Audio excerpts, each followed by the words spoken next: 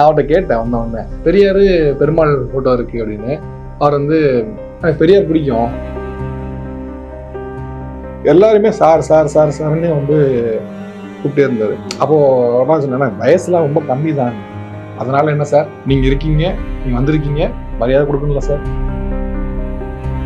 அவர் வந்து நானுக்கும் அவர் வந்து கோவமா இருப்பாரு, ஏதாவது ஒரு சின்ன கொஸ்டின் கேட்டாலும் டக்குன்னு கோவக்காயி யாரெல்லாம் கேட்பாங்க. அதுக்கு முன்னாடியே அந்த மீடியா கூட கோவப்படுற இன்சிடென்ட்ஸ் பாத்துருக்கனால அப்படி நான் நினைச்சிட்டு இருந்தேன். ஆனா அவர் ஒரு நாளும் வந்து பண்ணல. அது இன்ஃபேக்ட் ஒரு கொஸ்டின் உண்டு, அவரு நான் கோவப்படுவாருன்னு நினைச்சேன், ஆனா அது வந்து இல்ல விஜயகாந்த் அவர்கள் நிறைய ஒரு பத்திரிகையாளர்கள்ட்ட கோவப்படுவாரு. நீங்க யாரையா பார்த்து கேட்பீங்களா அந்த கேள்விய, நெறியாளர்னா பயமா அப்படின்னு சொல்லி அவர் வந்து கேட்டாரு. மடை திறந்துன்னு எழுதி கேக் கட் பண்ணிட்டு அவர்கிட்ட கொடுக்கும்போது வேணான்ட்டாரு. எங்களுக்கு ஒரு மாதிரி ஹர்ட் ஆயிடுச்சு. கூப்பிட்டு சார் டாக்டர் சாப்பிட வேணாம்னு சொல்லியிருக்காரு, அதனாலதான் சார் தப்பா எடுத்துக்காதீங்க எல்லாரும்.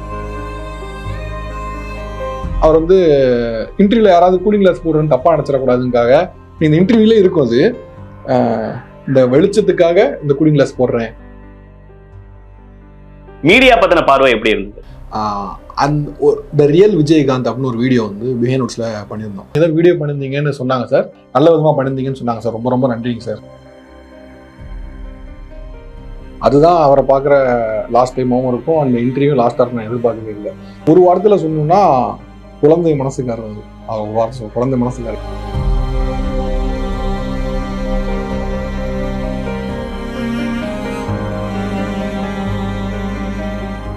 வணக்கம், இது தி டிபேட் சிறப்பு நேர்காணலில் இன்று நம்மோடு இணைந்திருப்பவர் ஊடகவியலாளர் திருமிகு ஆவுடையப்பன் அவர்கள். ஆவுடை வணக்கம். வணக்கம். கேப்டன் விஜயகாந்த் அவர்கள் மறைந்திருக்காரு. ரொம்ப முக்கியமா இன்னைக்கு பலராலும் பார்க்கப்படக்கூடிய பேசப்பட வேண்டிய ஒரு விஷயம், கடைசியா அவர் கொடுத்த பேட்டி. அந்த பேட்டியை எடுத்த ஆங்கர் நீங்களா இருந்தீங்க. முதல்ல அந்த பேட்டி குறித்த உங்க அனுபவம், அது ஒரு மணி நேரம் 2 மணி நேரம் ஷூட்னாலும் அவரை பார்த்த ஒரு மனிதரா, ஒரு ஆங்கரா அந்த நேரத்துல இருந்ததுல கூட இருந்து பார்த்ததுல என்னென்ன அனுபவங்கள்லாம் நீங்க அவரை பார்த்து வியந்தீங்க? ஆக்சுவலா அதுதான் விஜயகாந்த் அவர்களை நான் ஃபஸ்ட்டு மீட் பண்ணுற டைமும் கூட. அதுக்கு முன்னாடி நான் விஜயகாந்த் அவர்களை மீட் பண்ணதே கிடையாது. ஸோ அன்னைக்கு தான் அவரை நான் வந்து மீட் பண்ணுறதுக்கான சான்ஸும் கிடந்தது. அது இன்டர்வியூல அமைஞ்சதில் சந்தோஷம். எந்த இயர் அது? 2016 தான் மீட் பண்ண டைம் அது. ரொம்ப நாள் ஃபாலோ பண்ணி, தணிகைன்னு ஒரு நண்பர் இருந்தார், அவர் தான் ரொம்ப நாள் ஃபாலோ பண்ணி கிடைச்ச இன்டர்வியூ அது. பட் நான் உண்மையில் நினைக்கல அது வந்து அதுதான் அவரை பார்க்குற லாஸ்ட் டைமாகவும் இருக்கும். அந்த இன்டர்வியூ லாஸ்ட்டாக நான் எதிர்பார்க்கவே இல்லை. இன்னைக்கு ஆக்சுவலாக அவர் இறந்துட்டாருன்னு நியூஸ் வரும்பொழுது எனக்கு அந்த மெமரிஸ்லாம் திருப்பி ரீகலெக்ட் ஆச்சு. எப்போ மீட் பண்ணோம், அப்போ எப்படி பேசினாருன்னு. அப்போ தான் எனக்கு வந்து தெரிஞ்சு, ஓகே இது வந்து நம்ம எடுத்த இன்டர்வியூ லாஸ்ட் இன்டர்வியூ. அப்புறம் இன்டர்வியூ கொடுக்கவே இல்லை, கொடுக்க முடியல, ஹெல்த் ப்ராப்ளம்ஸ்னால கொடுக்க முடியல. எலெக்ஷனுக்கு முன்னாடி எடுத்தீங்களோ? எலெக்ஷனுக்கு முன்னால் எடுத்தது தான் ஞாபகம். ஆமாம், எலெக்ஷனுக்கு முன்னால் எடுத்தது தான் ஞாபகம். ஆனால் அந்த இன்டர்வியூல ஓரளவுக்கு வந்து பேசினார். அது வந்து நான் ஒரு அவுட் அண்ட் அவுட் ஒரு பொலிட்டிக்கல் இன்டர்வியூ பண்ணாமல், அது வந்து கொஞ்சம் சில விஷயங்களை வந்து அவரை பற்றின ஒரு இது இருக்குல்ல, கேப்டன் அவரோட வீட்டுக்கு போனால் 100 பேருக்கு எப்போ சாப்பாடு உண்டு அப்படின்னு. ஸோ அந்த மாதிரியான அதெல்லாம் எல்லாமே அதையும் கூட சொல்லியிருப்பாரு. ஆமாம் அப்படிங்கிறது நிறைய விஷயம் சார் பண்ண. டிமானிசேஷன், அப்புறம் அப்போ தான் கமல் வந்து அரசியல் வரதை பற்றி பேச்சிருந்தோம், அந்த இது, ரஜினிகாந்த் அவருடைய பாலிடிக்ஸ், நிறைய விஷயம் இது மாதிரி ஏகப்பட்டது. கண்டெம்பரரி இஷ்யூஸ் தாண்டி நிறைய விஷயம் வந்து நீட்டு, இந்த மாதிரி நிறைய விஷயம் வந்து ஒரு ஓப்பன் அப் ஆகி சொன்னார். அதில் முக்கியமாக ஒன்றே என்னன்னா, அவர் அந்த ஃபோட்டோ கிடைக்குமான்னு தெரில, நான் ஆனால் பார்க்குறேன். அவருடைய அறையில் போனீங்கன்னா ரூமில் வந்து இந்த சைடு பெரியார் ஃபோட்டோ, அண்ணா ஃபோட்டோ இருக்குன்னு எனக்கு ஞாபகம் இல்லை. ஆனால் பக்கத்தில் பெருமாள் ஃபோட்டோ. நீங்கள் எடுத்தது அவர் வீட்லையா? கட்சி ஆஃபீஸில். ஓகே, தேமுதிக கட்சி ஆஃபீஸில். அதில் வந்து பெரியார் ஃபோட்டோ இருக்கும், பக்கத்துலேயே பெருமாள் ஃபோட்டோவும் இருக்கும். நான் அவர்கிட்ட கேட்டேன் வந்தவொடனே, பெரியார் பெருமாள் ஃபோட்டோ இருக்குது அப்படின்னு. அவர் வந்து எனக்கு பெரியார் பிடிக்கும் அப்படின்னு சொன்னார். எனக்கு பார்த்தோன்னே ஃபஸ்ட்டு வந்து இது வந்து அந்த ஃபோட்டோ கிடைக்குமா தெரியல, நான் பார்க்குறேன். அதில் வந்து பெருமாள் ஃபோட்டோ பக்கத்துல இருக்கும், மேலே 3 பேர் ஃபோட்டோ இருக்கும், அதில் பெரியார் ஃபோட்டோ இருக்கும். அப்போ அதை பார்த்து தான் கேட்டேன், பெரியார் இருக்காங்க பெருமாள் இருக்காங்களே அப்படின்னு. ஆனால் வந்து எனக்கு பெரியார் பிடிக்கும் அப்படின்னு சொல்லி அவர் சொன்னார். அந்த மொமெண்ட் ஒன்று. இன்னொன்று, அவர் வந்திருந்த கேமராமேன், நான் ரெண்டு கேமராமேன், நான் வந்திருந்தோம். ஸோ ப்ரொடியூசர் எல்லாருமே சார் சார் சார் சார்ன்னு வந்து கூப்பிட்டே இருந்தாரு. அப்போது நான் சொன்னேன், வயசுலாம் ரொம்ப கம்மி தானே, அதனால என்ன சார், நீங்கள் இருக்கீங்க, நீங்கள் வந்திருக்கீங்க, மரியாதை கொடுக்கணும்ல சார் அப்படின்னு அவர் சொன்னது எனக்கு இன்னும் அப்படியே ஞாபகம் இருக்குது. அப்போ அவரை பற்றின இமேஜ் ஒவ்வொன்றும் ஒரு பக்கம் இருக்குங்க. அப்போ உண்மையிலே அந்த ரூமுக்கு வந்து நாங்கள் கிளம்புற வரைக்கும், சார் போயிட்டு வாங்க சார், நன்றி சார், சாப்பிட்டீங்களா சார், இப்படியே 100 முறை சார் சொல்லியிருப்பார். ஏதோ ஒரு சின்ன விஷயம், உட்காருங்க சார், உட்காருங்கன்னு சொல்லலாம், உட்காருங்க sir, okay sir, okay sir, இப்படியே சொல்லிட்டு இருந்தார். எனக்கு வந்து இது இன்னும் மறக்கவே முடியாத. எவ்வளவு நேரம் பேட்டி அவருடையது? அது இருக்கும் ஒரு 45 to 1 hour வரைக்கும் இருக்கும். எக்ஸாக்டா டைம் ஞாபகம் இல்லை, 6 வருஷம் ஆச்சுனால ஞாபகம் இல்லை. பட் 40 minutes வந்து இந்த பேட்டியில என்னென்ன விஷயங்கள்லாம் சொல்லியிருந்தாருன்னு பார்க்கறதுக்கு முன்னாடி நீங்க போகும்போது அவர் மேல இருந்த பிம்பம் என்ன, அங்க நீங்க பார்த்து வியந்த விஷயங்கள் ஒவ்வொன்றா நீங்க சொல்ல முடியுமா? ஆக்சுவலா அங்க இருந்தவங்க எல்லாம் அவர் எப்படி அணுகுனாங்க? உண்மையை சொல்ல போனா அந்த இன்டர்வியூ ஒரு அமெச்சூர் இன்டர்வியூ தான். இப்போ நான் பார்க்கும்போது கூட அது ரொம்ப அமெச்சூரா பண்ணியிருக்கோம் தான் தோணும். ஆனா அப்பதான் இன்டர்வியூ ஆரம்பிச்ச, நான் ஃபீல்டுக்குள்ள வந்து ஆரம்பிச்ச டைம் அது. ஸோ அதனால உங்களோட 100வது இன்டர்வியூ வேணாது ஆரம்பிச்ச. ஐ மீன் 100வது இன்டர்வியூனா எல்லாமே பெரிய பெரிய லீடர்ஸ் கிடையாது, நார்மல் இன்டர்வியூஸ் எல்லாம் சேர்த்து தான் வந்து அது 100வது. பட் எனக்கு 100வது இன்டர்வியூல பெரிய சந்தோஷம் தான். பட் ஆனால் அந்த இன்டர்வியூ இப்போ பார்த்தோம்னா கொஞ்சம் அமெச்சூரா தான் இருக்கும். நமக்கு இந்த கேள்விலாம் கேட்டிருக்கோமா, ஏன்னா அந்த நேரத்தில் இருக்க புரிதலை கேட்ட இதுதான்.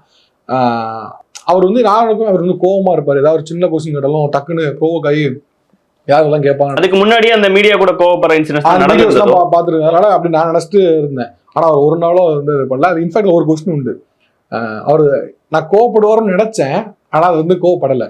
நீட்டோடைய போராட்டம் வந்து இங்க நடந்துட்டு இருந்த டைம் அது. அப்போ வந்து GS மணி அப்படின்னு ஒருத்தர் அவருடைய கட்சியை சார்ந்தவங்க சுப்ரீம் கோர்ட்ல ஒரு கேஸ் போடுங்க, இந்த மாதிரி போராட்டம்லாம் நடக்கக்கூடாது அப்படின்னு சொல்லி தடை வாங்கினேன். அப்போ நான் அவரோட, நீங்க நீட்டுக்கு வேண்டான்னு சொல்லக்கூடிய ஆள், நீங்க இங்க போராட்டம் அமைதி நடந்துட்டு இருக்கு, உங்க கட்சியை சார்ந்தவங்க அங்க போய் கேஸ் போட்டிருக்காங்களே, இது என்ன வகையில நியாயம் அப்படின்னு. சார் நீங்க சொல்லிதான் எனக்கு அப்படி நடக்குது தெரியும், அதனாலதான் முடிஞ்ச விஷயம், ஒரே தேர்வு எல்லாருக்கும் எல்லாமே ஒரே மாதிரி பாடத்திட்டம் இருந்தா நீட் ஓகே, இல்லைன்னா கூடாதுதான் சார் நான் சொல்லுவேன் அப்படின்னு. அந்த கொஸ்டினுக்கு வந்து ரொம்ப கோவம் ஆவாரோன்னு நினைச்சேன். பட் அது வந்து எனக்கு நீங்க சொல்லிதான் எனக்கு தெரியும், பட் இருந்தாலும் வந்து அப்படின்னு அவர் வந்து அதுக்கு ரெஸ்பாண்ட் பண்ணாரு. அதை நான் அந்த அந்த அந்த கொஸ்டின் ரொம்ப ஏதாவது சொல்லுவாரோன்னு நினைச்சேன். அண்ட் இன்ஃபேக்ட் முக்கியமான ஒன்று இருந்தது. அப்ப மக்கள் நல கூட்டணியில வந்து இவங்கெல்லாம் ஒன்னா இருக்கப்போ முதல்வர் முன்னிறுத்தப்பட்டு கடைசி வைகோ அவர்கள் வந்து நிக்க மாட்டேன்னு சொல்லியிருப்பாங்க. அதை பத்தியும் அவர்கிட்ட கேட்டோம். அப்போ அதுக்கும் அவர் வந்து பதில் சொல்லியிருப்பாரு. ஆமா சார், அது இருந்திருந்தா ஓட்ஸ் எது அதிகமா வந்திருக்கும் நினைக்கிறீங்க, கண்டிப்பா ஓட்ஸ் எது அதிகமா வாங்கியிருக்கும் அப்படிங்கிற ரெக்ரெட்டும் அவருக்கு இருந்துச்சு. அன்னைக்கு ரிசல்ட்ஸ் முடிஞ்சுதான் எடுத்தேன், அது ரெக்ரெட்டும் அவருக்கு இருந்துச்சு. ஆமா அப்படிங்கிற ரெக்ரெட் அவருக்கு வந்து இருந்துச்சு. ஆக்சுவலா இதே கொஸ்டின் நான் வந்து திருமாவளவர்கிட்ட ஒருத்தர இன்டர்வியூ எடுக்கும்போது கேட்டேன், இது மாதிரி நீங்க விஜயகாந்த் அவரெல்லாம் சேர்ந்துருந்தீங்க, அன்னைக்கு அது ஜெயிச்சிருந்தா என்ன இருக்கும் அப்படின்னு. DMK vs DMDKன்னு மாறி இருக்கும் அப்படின்னு திருமாவளவன் அவர்கள் சொன்னாங்க. அப்ப இப்ப யோசிச்சு பார்க்கும்போது அன்னைக்கு திருமாவளவர்களும் கூட்டணியில் இருந்தார். ஸோ அப்படி யோசிச்சு பார்க்கும்போது அன்னைக்கு அப்படி மாறி இருந்தா திருமாவளவருடைய கணக்குப்படி DMK vs DMDKவா இருந்திருக்கும். விஜயகாந்த் அவர்களும் நல்ல பொசிஷனை வந்து செக்யூரா இருப்பாங்க. பட் ஆனால் அது இல்லை. அது ஒரு கொஸ்டின் ஞாபகம் இருக்கு. ஒரு கொஸ்டின் வந்து கேட்டது மாதிரி, அவர் வந்து ஆக்சுவலா கட்சி நேரடி அரசியலுக்கு வர்றதுக்கு முன்னாலேயே அந்த கட்சி கொடி இதெல்லாம் வந்து படத்துல அடிக்கடி வரும். நிறைய அவருடைய போலீஸ் படங்களை பார்த்தீங்கன்னா அங்கங்க நிறைய வரும். அதெல்லாம் வந்ததுனால என்ன நல்லது கிடைச்சது உங்களுக்கு அப்படின்னு சொல்லி கேட்டோன்னே, தோக்கடிச்சுதான் மிச்சம் அப்படின்னாரு. அந்த நான் என்ன எதிர்பார்த்தேன் அப்படின்னா, ஆமா அது மூலமா பண்ணதுனால என்னை எல்லாருக்கும் தெரிஞ்சது, கட்சியை புதுசா சொல்ல வேணாம்னு சொல்லுவாருன்னு நினைச்சுதான் நான் கேட்டேன். என்ன தோக்கடிச்ச சார் மிச்சம் அப்படின்னு அவருடைய ஸ்டைல்ல. சினிமா பேசுனீங்களா? அதுல என்னெல்லாம் சொன்னார்? சினிமா பார்த்து ரொம்ப டீட்டெயிலா பேசுறதுக்கான இது அமையல, பொலிட்டிக்கலா தான் போச்சு. பட் அது சொன்னதுல ஒரு விரக்தி இருந்துச்சு, தோக்கடிச்சுதான் மிச்சம் அப்படின்னு சொல்ல ஒரு விரக்தி வந்து இருந்துச்சு. அது அப்ப அவருடைய ஹெல்த் பத்தி எல்லாம் நீங்க ஏதாவது கேட்டீங்களா? பார்க்கும்போது என்ன தெரிஞ்சது, அதை பத்தி அவர் என்ன சொன்னார்? கொஞ்சம் சோர்வா இருந்தாரு, அவர் பேச்சுல கொஞ்சம் கிளாரிட்டி எல்லாம் கொஞ்சம் மிஸ் ஆச்சு. 2016 கொஞ்சம் முன்ன இருந்து, அதாவது சட்டமன்றத்துல வந்து பால் விலை மின்சார இது ஏத்தினப்போ வந்து பேசின அந்த டைம் மாதிரி அவர் இல்ல. பட் ஆனா கொஞ்சம் ஒரு கிளாரிட்டி மிஸ் ஆச்சு அவர் பேசுறதுல, கொஞ்சம் யோசிச்சு பேசுறதுல. ஒரு கொஸ்டின் கேட்டானா யோசிச்சு அது திரும்பி சொல்றதுல, அதுல எல்லாம் ஒரு இது மிஸ் ஆச்சு. பட் அப்போ வந்து அவரால் பேச முடிஞ்சது. என்ன கேட்டாலும் சொன்னாரு.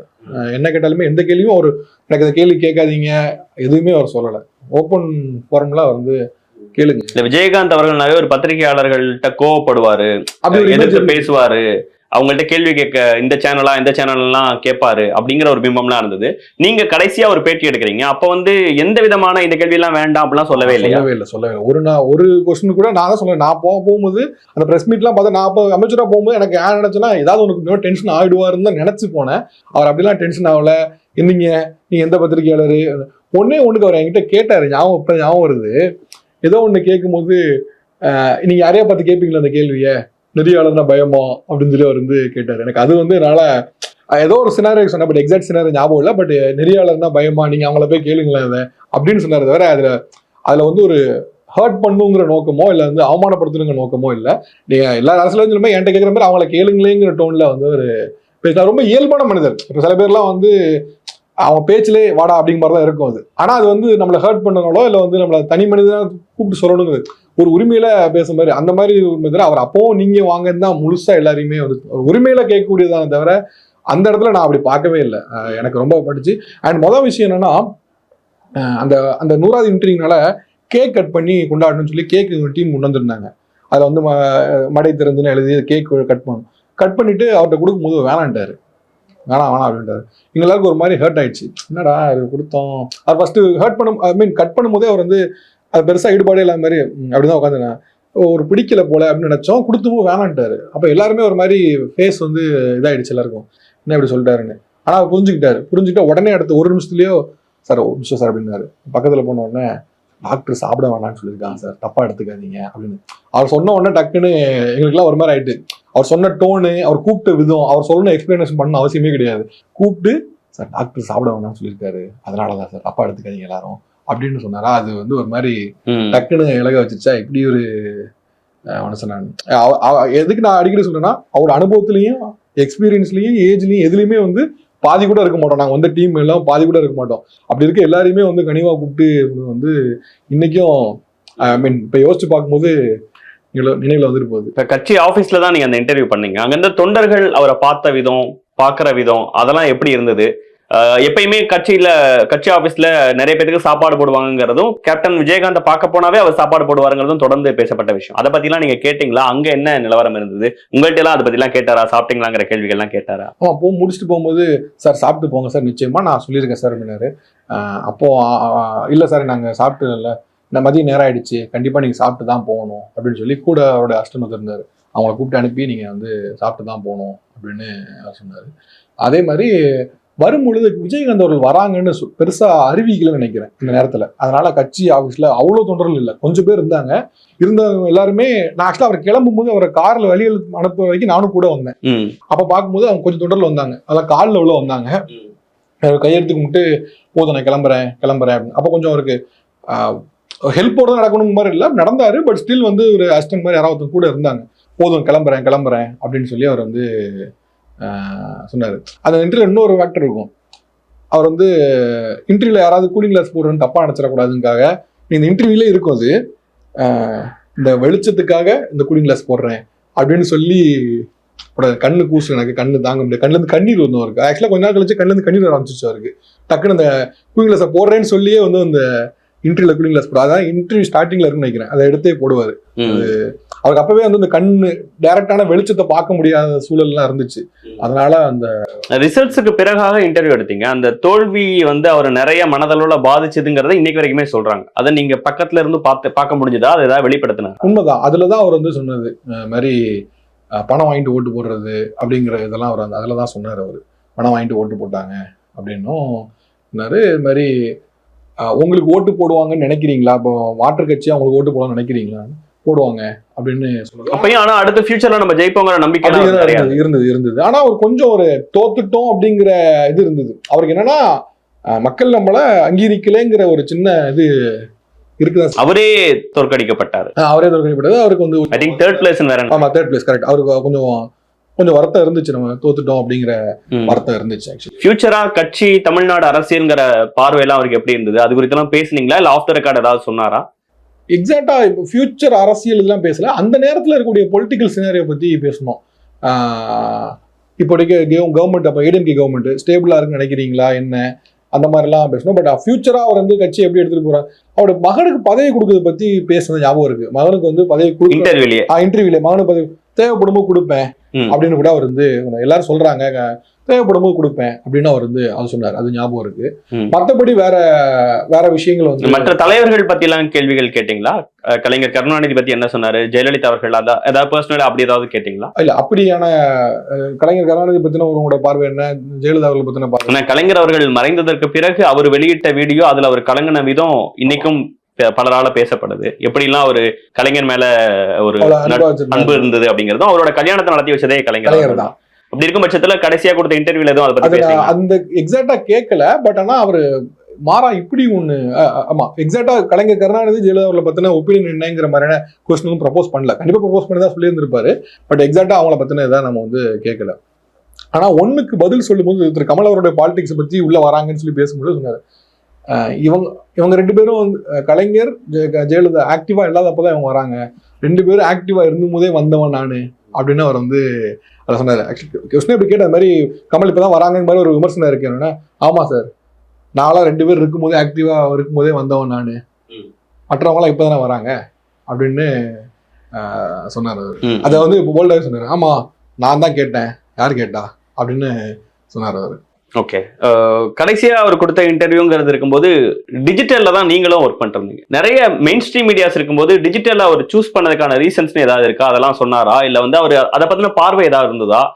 எப்படி டிஜிட்டல் பத்தின பார்வை அவருக்கு இருந்தது? ஆக்சுவலா மீடியா பத்தின பார்வை எப்படி இருந்தது? ஆக்சுவலா என்னன்னா, அவர் இன்டர்வியூ கொடுத்துக்கு ஒரு மெயின் ரீசன் ஒன்று இருக்கு.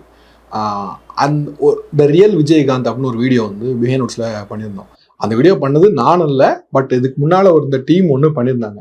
அது அவருடைய விஜயகாந்தோடைய முகம் என்ன அப்படிங்கிறத, அது ரொம்ப ரீச் ஆன வீடியோ. அண்ட் அவங்களுடைய மனைவி பிரேமலதா அவங்களும் சரி மற்றவங்க பார்வைக்கும் போனது.